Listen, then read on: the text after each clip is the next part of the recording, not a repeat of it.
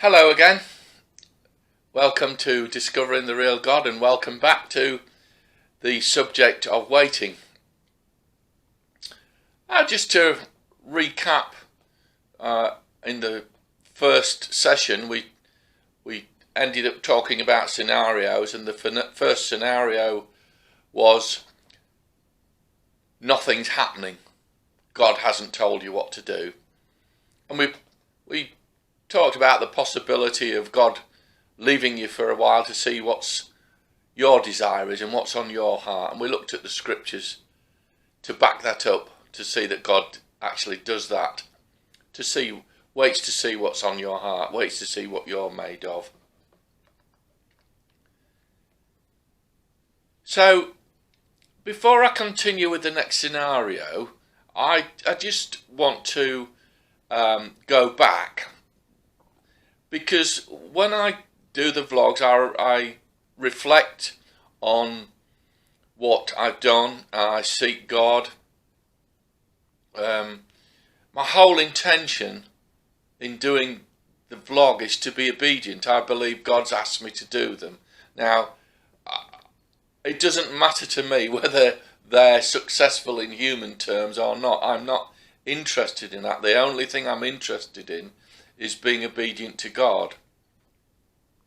So I'm not trying to build an audience, and I'm not trying to convince you of anything. I use that word, actually, convince, in part one, and it was really a slip of the tongue, because I'm not trying to convince people of anything. I'm simply sharing what I believe God's given me.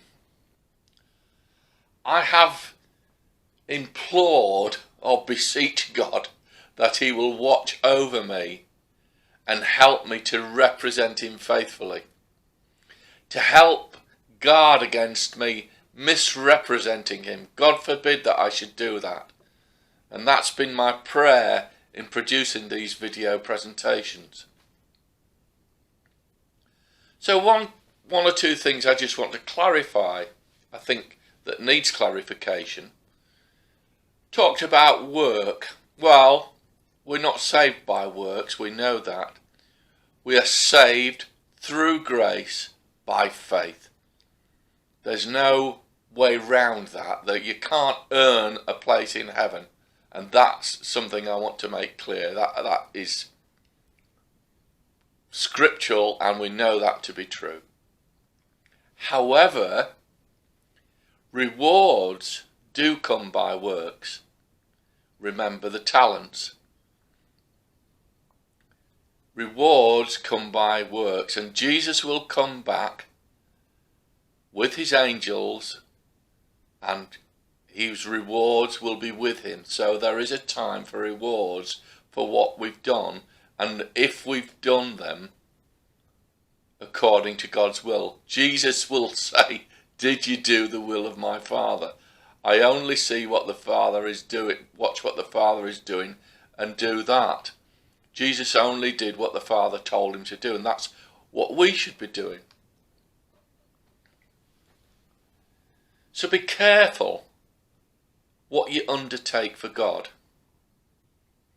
Serving the church can be serving God, but it may just be serving the church. It's not a guarantee.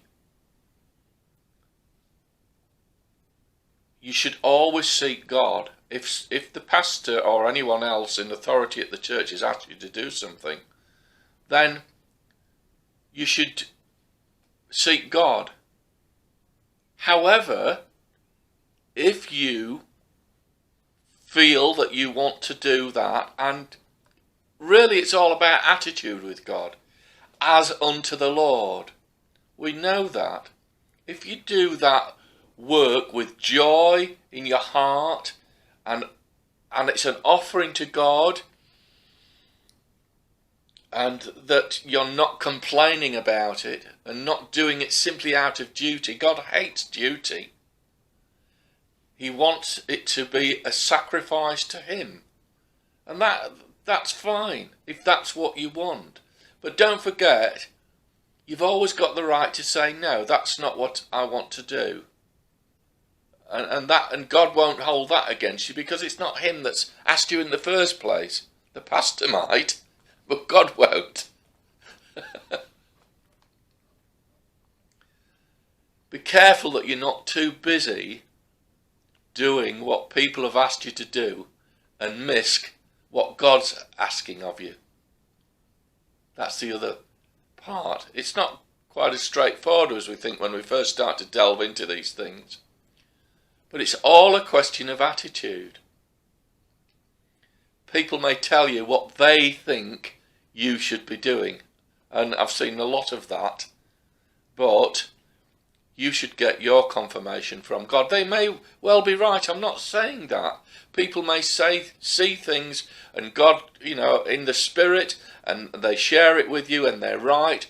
But at the same time, you should get your confirmation from God. We should get our confirmation from God, should I say. It's not you, it's we. We should always seek God, always know that it's God. We can go along with things, as I said before, and then we find out on the way, but we should always be spending time with God to allow him to direct our paths. There's nothing wrong with doing something because you want to do it or because someone suggested it. That's not what I'm saying. But always allow God to direct your path. The very word ministry can be a bit of a trap sometimes. I mean, what is ministry?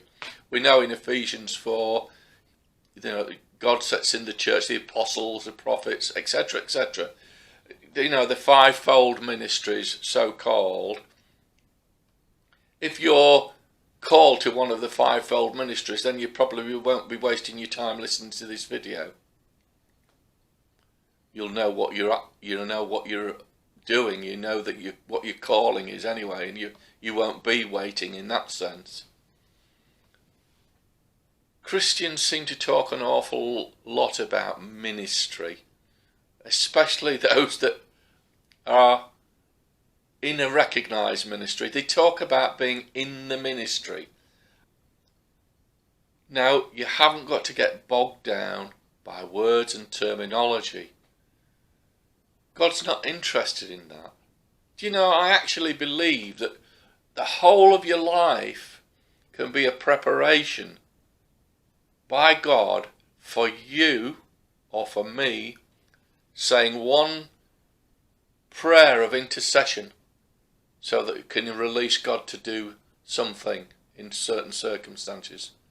It could be that God has to spend all of that time to prepare you. When it's not so silly when you think Moses took 40 years to be prepared. Now, you could be all of your life being prepared for this one thing that God wants you to do. Now, you do other things in the meantime. That's not what I'm saying. But the crux of it is the pinnacle of your relationship with God may hinge on this one act that you're being prepared for. And never belittle that. That could be your life's work for God. I believe that absolutely. I also mentioned giving money. Jesus talks about giving alms to the poor. He doesn't talk about giving to ministries at all. Paul talked about giving to the church, about when the church was in need. The fellowships were self-supporting, generally speaking, but when there was a famine or whatever the difficulty was, Paul talked about sending money to those that were in need, and I think that that is obviously right. I'm not going to discuss tithes, whether you pay tithes or not. I'm not going to get bogged down with that question, but be careful. Again, be careful what your intention is. Giving to a ministry is not necessarily giving to God. It's giving to a ministry. Now, you may feel in your heart that's what you want to do, but don't assume that you're giving to God, because God didn't ask that. God said to look after the poor, the widows, the orphans. He didn't say look after these big ministries that are, that are people riding around in jet planes and all the things. And I'm not having a go at that. I'm just saying God didn't ask us to do that. If you want to do it, that's fine, but be sure that you're not giving to God in those circumstances. If you, the golden rule is if you give God your heartstrings, then he'll have your purse strings as well. That's the thing. If God's got your heart, he's got your purse, and you no need to worry. My wife and I, we never worry about that kind of thing. We know God asks us to give to different situations all of the time. And I mean that, literally, all of the time. I don't think there's a month goes by that we're not called upon. I'm not talking about a fortune or anything like that. I'm talking about within our means, and God knows that.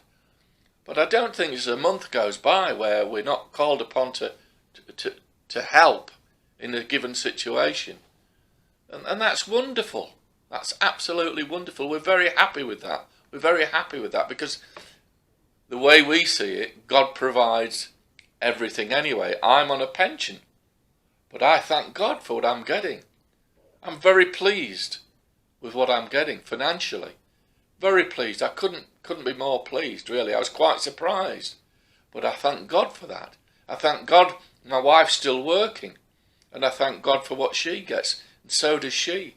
But we believe that's the Lord's provision for us. We don't see it as my pension and what I'm getting.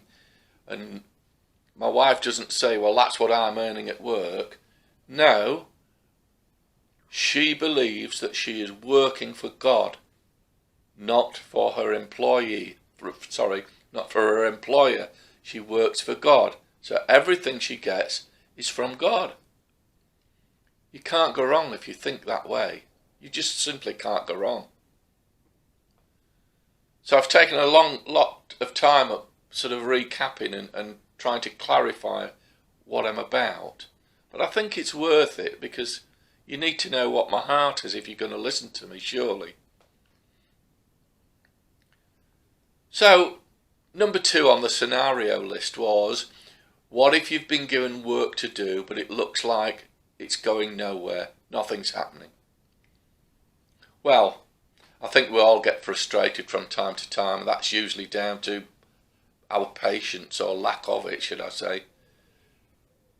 When, as I mentioned before, when God promised Moses he was going to liberate Israel, why didn't he just get on with it? Why did he have all this rigmarole of the 10 plagues? Not to mention, as I said earlier, the 40 years preparation on the backside of the desert. God said it was to bring him glory. Moses, in his turn, had to be shaped into the right man for the job, and it took 40 years to do that. His heart was something that God could work with, but his character needed work. This is what we should be thinking about while we're waiting on God. It's your character that God's working on. Into the character of Christ. That's what he's interested in. So if it takes the waiting, and it takes the waiting to become uncomplaining and with joy, then God's cracked it. In other words, you're ready to move on. I mean, why did Joseph go to all that rigmarole with his brothers? Why didn't he just say, I'm Joseph, your brother, you are starving, I am in a position to help you, come and live with me. Go and get your father, go and get my youngest brother Benjamin and all of the family and come down to Egypt. But now he went through all of this, sending them back, putting the money in the sacks, hiding his cup in Benjamin's sack and all of that, on and on and on. Why did Naaman have to bathe 7 times in the Jordan? He could have just gone in once and said, that's not working, I'm not bothering with that. I mean, I'm not going to waste time trying to answer these things, but you could look into it if you wish. God often sees what we're made of before things start to take shape. He tries us and tests us all of the time. All of the time we're being tried and tested. Because of love. Because his whole motive is love and our love for him. That's what he's trying and testing, our hearts. And thou shalt remember all the way which the Lord your God led you these 40 years in the wilderness, to humble you and to prove you, to know what was in your heart, whether you would keep his commandments or not. Deuteronomy 8:2. Humble yourself. Don't leave it for God to humble you. Humble yourself. Then it'll be quicker. Won't take 40 years if you do it. Numerous times in the Bible said that God refines us like silver and gold. He somehow creates a vacuum in our hearts before he fills it. Our love can only be tested in adversity, in longing, in frustration, in patience. Oh, when's something going to happen? It will happen on the road of obedience. Sometimes an anecdotal story can help, so I'll share this with you. It's part of my story. A few years ago, the Lord told me and my wife that we were heading for a season of isolation. We're still in it actually, but he told me several things that pointed to the same message. But one message, which is easy to relate, came in the form of a picture of Noah's Ark. God often speaks to me at first through pictures, then he starts to fill in the gaps. He showed me that we were heading for this time of isolation, just like Noah and his family, but that we're not to worry. We were not to worry. We were not to be concerned. And actually we're not. I think it served me better to relate what God actually said about the ark. And the ark was specifically designed by God. It was comfortable, light, well ventilated, a perfectly planned boat big enough to accommodate all the animals and 4 human couples to live in peace and harmony together. God's a God of order, a God of peace. If I might be permitted to digress just for a short while, in 1609, a man called M.P. Jensen built a small vessel after the pattern of the ark and discovered that the design would carry a cargo greater than 1/3 of any other vessel of similar cubic capacity, and it revolutionised shipbuilding. By the 1900s, every ship on the high sea were definitely inclined towards the proportions of the ark. Lloyd's Register of Shipping have made that statement. Later ships were built for speed and redesigned, but speed was of no interest to God or Noah. Interesting. There was perhaps no other time in the Bible where a man was so obviously vulnerable and completely in the hands of God. The door of the ark was shut and the waters rose and lifted it from terra firma. Those inside couldn't see where they were going. They had no idea of direction or travel. All of the occupants' existence was reliant on the provision that God had made. They had no inkling of the time, they would have to spend floating. Even when they landed at the side of a mountain, they didn't know it was time to emerge from the ark until the evidence was produced and it was safe to come out. All that time, God was outside working. He commanded the great deeps to be broken up, and the rain fell 40 days and 40 nights.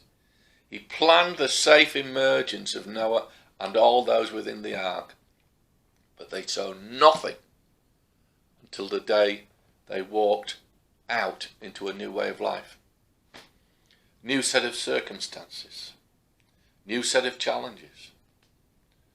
Noah was completely in the will of God like no other man. The destiny of mankind and the destiny of the animal kingdom had been entrusted to him, and he had surrendered himself and his kin completely to God. Yet he was going nowhere. Nothing was happening. Sure you get the point. Well, seems I've run out of time for this vlog, and we'll pick up in the next one, which I hope will be very soon. Thanks for listening. God bless you. Bye bye.